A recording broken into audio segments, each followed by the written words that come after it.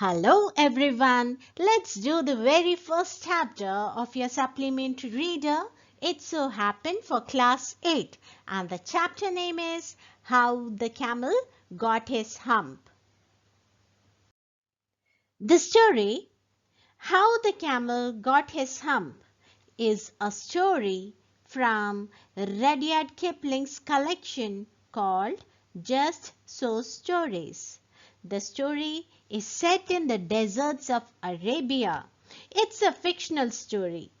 The story is about a grumpy, idle camel, a dog, a horse, and an ox, and the jinn, who is in charge of all the animals and the desert. This story tells us about the days when man was just learning to domesticate animals and he was learning how to put them to work. Before we begin the chapter, let's know in brief about Rudyard Kipling, the author of the story. Joseph Rudyard Kipling. He was born on 30th December 1865 in Mumbai.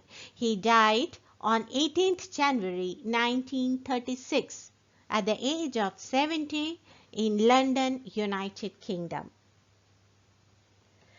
He was an English journalist, short story writer, poet, and novelist. As he was born in India, much of his work were inspired from the background of India or from the culture of India. Kipling's work of fiction include The Jungle Book, Kim, and many more.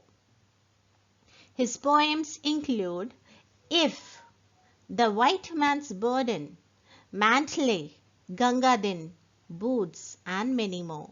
Short stories, Rikki Tikki Tavi, The Man Who Would Be King, and so on. He had versatile and numerous narrative skills. He was the first English language writer, that too at the early age of 41, to receive Nobel Prize for Literature. So let's begin reading the introductory part of this chapter. Before that, I request everyone to have one pencil along with you while you are reading the chapter. If you come across any difficult word, just underline it and try to note down the meaning as I say. Okay? And try to learn some new words from this chapter and try to include them in your daily conversation.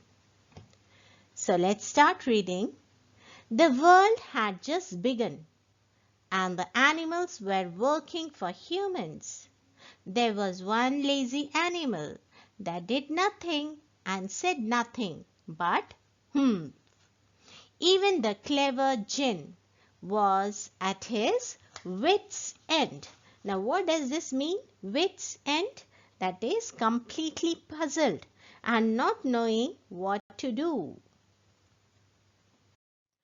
In the beginning, when the world was new and the animals were just beginning to work for man, there was a camel and he lived in the middle of a howling desert because he did not want to work. He ate sticks and thorns and prickles, and when anybody spoke to him, he said, "Humph," just humph, and no more. Here, howling means a place where you can hear howling sound of both animals and storm or wind. Prickles mean again small thorns. So in the beginning, it was a time when animals were just started working for human being. And there was a camel. Just to avoid working, just to escape from work, he used to live in the middle of the howling desert. There he used to sit and enjoy eating sticks and thorns and prickles. Okay, if anybody would tell him anything or ask him to do work, he would just simply say hump. He would not utter a word besides hump. Presently, the horse came to him on Monday morning with a saddle on his back and said, "Camel, oh camel, come out and trot like the rest of us." Saddle, as you can see here at the back of the horse, this is called saddle. This is some leather seat that is fastened at the back for the purpose of riding. Okay, so this horse is having a saddle at its back and he is on work. When he comes across this camel and seeing him sitting idle, he tells camel to come and work just like other animals are doing. Here trot means in case of horse or any other four-legged animal, it means to move at a speed faster than a walk. Okay, so trot is a style of walking. "Humph," said the camel, and the horse went away and told the man. The camel only uttered humph. Seeing this camel not moving or not intending to work, the horse moves on and he goes and complains to his master.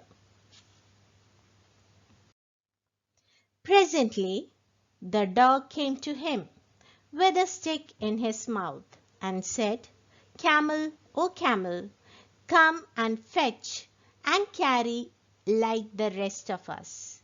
So, after the horse comes the dog. The dog, also seeing the camel sitting idle, tells the camel to come and take things as other animals, fetch things and work for the man as other animals are doing. "Humph," said the camel, and the dog went away and told the man. Again the camel did not move. Again the camel just said humph and dog got irritated. Then he went away to the man and he also complained to the man. Presently, the ox came to him with a yoke on his neck and said, "Camel, oh camel, come and plow like the rest of us." So here after horse came the dog and after dog came the ox. And ox is having yoke on his neck. This is yoke. Yoke is a wooden cross piece that is fastened over the neck of animals and is attached to the plow or cart that they are to pull. So this is a yoke. That means the ox is also at work. He is also working. Seeing again camel sitting idle, he tells camel to come and plow like rest of the ox are doing. "Humph," said the camel, and the ox went away and told the man. Again to ox also camel responded the same way. He simply said humph and kept on sitting there. So ox also got annoyed and he went and complained to the man. At the end of the day, the man called the horse and the dog and the ox together. Listening to their complaints, the master thought he will talk to them. So he called them all together in the evening and said, "Three, oh three, I am very sorry for you, but the humph thing in the desert can't work." So he is telling Dekho, "I am very sorry for three of you, but the humph thing which is in the desert, he does not want to work. Or he would have been here by now. Or otherwise he would have, if he had any intentions to work, he would have been here. So I am going to leave him alone and you must work double time to make up for it." So what he is saying, what he is expecting from other animals, that as camel is not working, so these animals should work overtime and make up for what camel is not doing. That's not fair, right? That made the three very angry and they held a panchayat on the edge of the desert. So listening to their master, that master is not intending to punish this camel and make him work. Instead he wants all these animals to take up that camel's work. So this made them very angry. So they held a panchayat on the edge of the desert. And the camel came chewing cud and laughed at them. And the same moment the camel just crossed them and he was chewing the cud. What is cud? cud is partly digested food that is returned from the first stomach of ruminants to the mouth for further chewing. That is half digested food that they are already having in the stomach, and when they are free they just take it out again into the mouth for further chewing. So seeing these animals working and holding the panchayat, the camel made fun of them. He just laughed at them and he went. Then he said humph and went away again.